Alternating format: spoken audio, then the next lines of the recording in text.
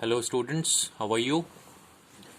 I have not written any topic today to discuss what we are going to discuss, but from diagram I think it is very much clear that what we are going to discuss.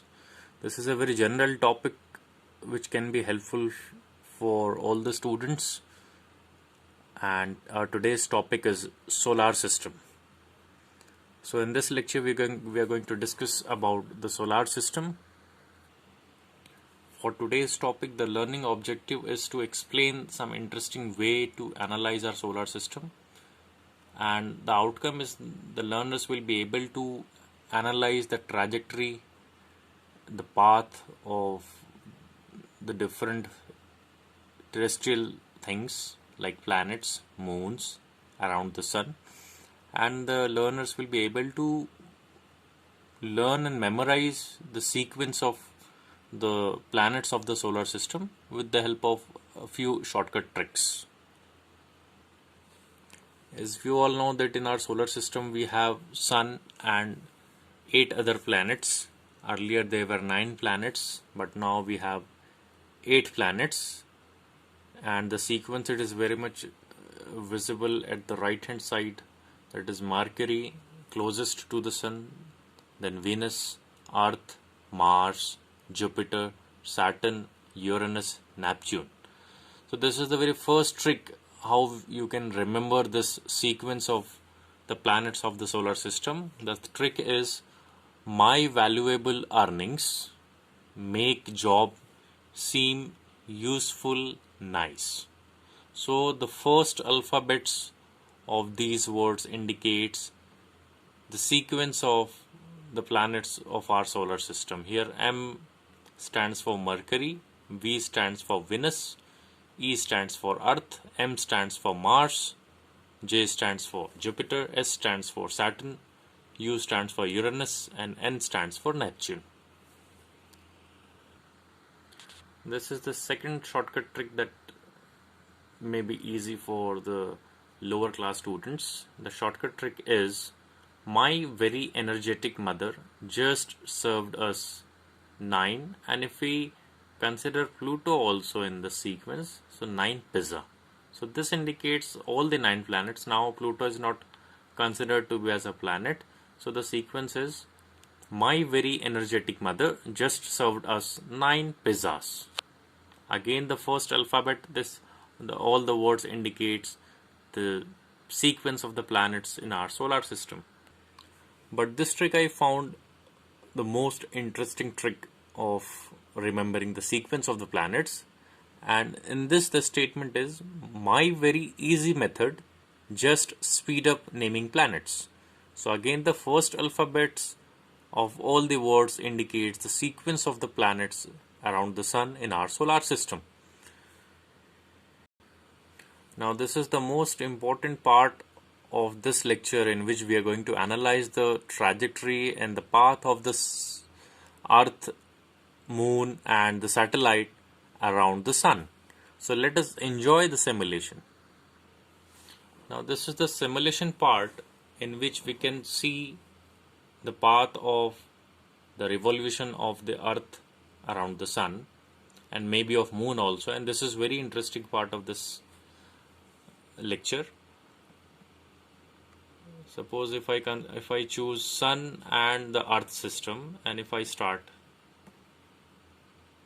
and if we want to see the path of the Earth around the Sun, the velocity component of the Earth, it is the tangent drawn at the point in this path indicates the velocity, and this indicates the gravitational force, which is the responsible force for providing the centripetal force for the revolution of the Earth around the planet. So this is the gravitational force. Now what is gravitational force?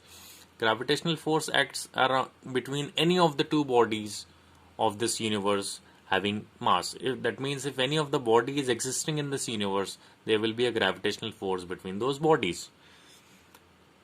So this is the trajectory of the Earth around the Sun, which is circular, but actually it is not a circular. In due course we will see that how was the actual trajectory of the planets around the sun in our solar system. Now if we take the Earth and Moon system, this is very interesting. If you can see, if we remove the velocity component, this is how the Moon revolves around the Earth, and the Earth and the Moon system together revolves around the Sun. So this is the Sun, this is the blue arrow indicates the gravitational force, this pink line indicates the trajectory of the Moon, and this dark line, grey line, indicates the revolution path of the Earth around the Sun.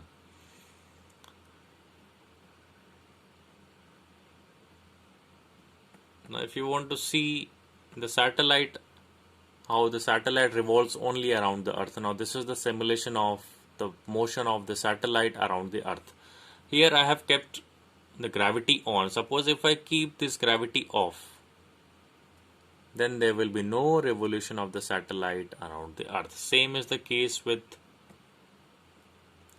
the planets also. If you see, when I have kept the gravitational force component off, the Earth and the Moon is moving straight along the line, and there will be no motion responsible around the Sun if there will be no gravitational force. So the gravitational force is the force which provides the necessary centripetal force for the revolution of the Earth or the Moon around the Sun. Now this is the most interesting part, what I feel. If you want to see the actual path of the revolution of the planetary bodies around the Sun, so we can start, and this path, actual path, is the elliptical path. It is an ellipse. It is not a circular path around the Sun. So if you see this, this is an elliptical part. This is the actual path how the planets revolve around the Sun. Now in this, if you observe one phenomena, when the Earth or any of the planet, you consider these three planets, any of the planets, and if they are moving at this point, the speed is little high. You will be able to see from the second and the third circle more clearly. When they are reaching at this point, when the distance between the Sun and the planet is less, the speed of the planet, revolution of the planet, is high. Whereas if they are moving away at these points, the speed is little low. This is because the gravitational force is inversely proportional to the square of the distance between any of the mass. This we will discuss. We will see the formula also. This is Newton's law of gravitation. So here the distance between the Sun and the planet is less. That's why the gravitational force is more, and which increases the speed of the planet. Whereas in this part, the farthest part for all the three planets, if you see, the distance is more, due to which the gravitational force acts between the Sun and the planets is less, because of which the speed of the planet, the revolution of the planet, is decreased. So this is the actual path how the planets revolves around the Sun. And if you want to see any of so many options are here. If you want to see Sun and the planet, Sun, Moon and planet system, so you can start this also, and this is very similar what we have observed just now. Okay, this is the trajectory of the Moon and the Earth around the Sun. You can see the comet also. Comet is actually the icy dust particle made up of carbon dioxide, ammonia, dust. So you'll be able to see the comet also, the revolution of comet also around the Sun. This is how the comets revolves around the Sun. This pink portion indicates the revolution of planet, and this bluish portion, bluish path, indicates the revolution of the comet around the Sun. So this is the Newton's law of gravitation. Just now we discussed that the gravitational force is inversely proportional to distance square. So here the distance has been indicated by r. So the Newton's law of gravitation states that the gravitational force is directly proportional to the product of the masses. Suppose these are the two masses, m1 and m2. So the gravitational force is directly proportional to the product of the masses and inversely proportional to the square of the distance between them. Suppose r is the separation between the two masses. So Fg, that is gravitational force, is inversely proportional to square of the distance, and this g is the constant of proportionality, which is called universal gravitational constant, and its numerical value is 6.67 10 to the power minus 11 Newton meter square per kg square, that we will derive in the next lecture how the unit of the universal gravitational constant can be calculated. So this is all about the today's lecture. In this we discussed about the shortcuts and the sequence of the planets around the sun in our solar system.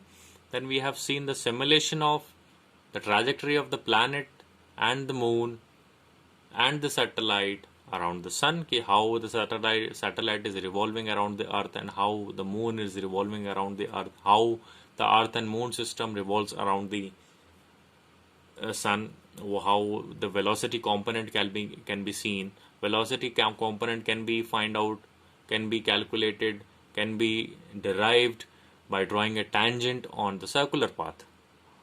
But actually the path of the revolution of the earth or any of the planet is not circular, it is actually an elliptical path.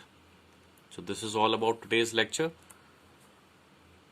Thank you very much. See you in the next lecture.